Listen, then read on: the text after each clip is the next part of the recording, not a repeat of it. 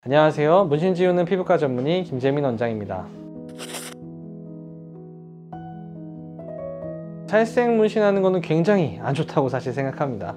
이 살색 문신은 안 좋다고 생각하는 가장 첫 번째 이유는 살색 문신 자체가 지우기가 좀 어렵기 때문인데요. 일단은 문신이 어떤 상태인지에 따라 굉장히 좀 다른 것 같습니다. 만약에 이제 원래 갖고 있던 문신이 굉장히 좀 진한 문신이라고 하면은 살색으로 덮는다고 하더라도 이것이 좀 완벽하게 덮어지지 않을 수가 있고요. 뭔가 살 안에 좀 푸른빛으로 뭔가 남아있는 형태가 남아있을 수가 있기 때문에 제대로 커버가 되지 않는 게 가장 큰 이유라고 생각하시면 되겠습니다. 이렇게 살색 문신을 했을 때 이건 이제 리터치가 된 거기 때문에 일반적인 상태보다 레이저로 지우기가 훨씬 더 어렵다는 게 두 번째 이유가 되겠는데요. 리터치한 경우에는 일반적인 경우보다 치료 횟수가 훨씬 더 많이 필요하게 되기 때문에 치료가 어렵다 생각하시면 되겠습니다.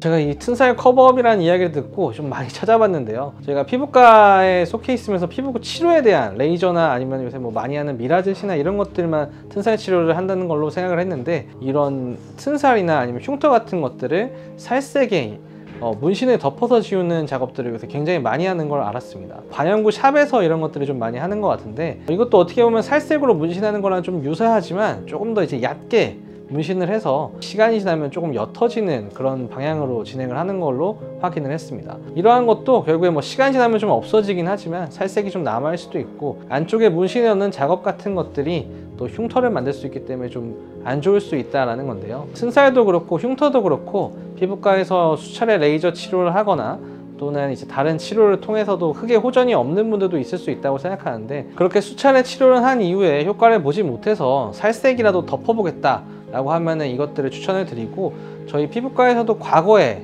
했던 방식 중에 하나라고 생각하시면 좋을 것 같습니다. 하지만 이렇게 살색으로 덮게 되면은 그 이후에 다른 치료들은 살기가 좀 어렵게 되고요. 덮여진 문신 성분 때문에 레이저나 이런 것들도 잘 들어가지 않기 때문에 추후 흉터 치료는 좀 어려울 수 있다, 근본적인 치료는 어려울 수 있다 생각하시면 될 것 같습니다.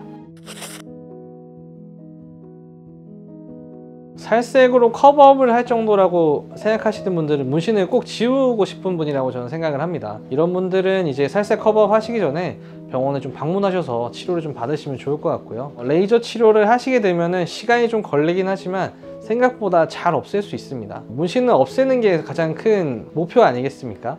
따라서 살색 커버업 같은 경우는 정말로 뭐 여러 번 해도 뭘 안 됐을 때 하는 최종적인 방안으로 생각하시고, 문신을 제거해 보지 않은 분들은 병원에 오셔서 레이저로 꼭 문신 제거 해 보시길 바라겠습니다. 지금까지 문신 지우는 피부과 전문의 김재민 원장이었습니다. 감사합니다.